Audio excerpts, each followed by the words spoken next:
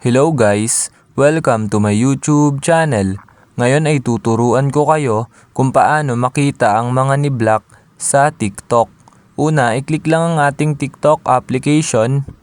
Ayan, click lang natin. Then kapag na-click nyo na, mapupunta na tayo dito. Then next step nyo namang gagawin is pansinin nyo sa baba itong profile, which is eto. I-click nyo lang yung profile. Ayan. Then kapag na-click nyo na, mapupunta na tayo dito. Then ayan, pag may lumabas na ganyan, X nyo na lang muna.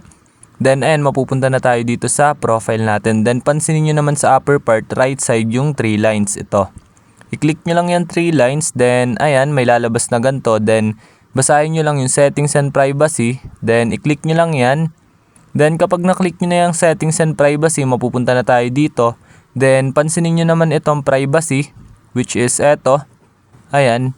Ito yung privacy. Then, i-click nyo lang yung privacy.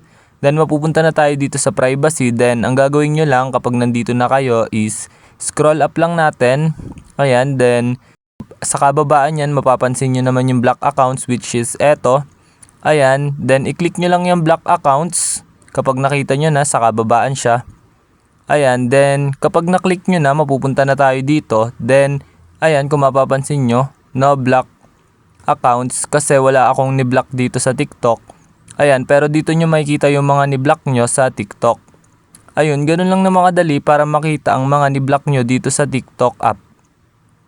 Ayan, dito nyo siya makikita yung mga ni-block nyo dito sa TikTok nyo.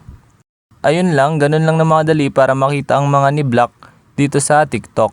Ayun lang, thanks for watching. Subscribe me for more videos like this. Thank you.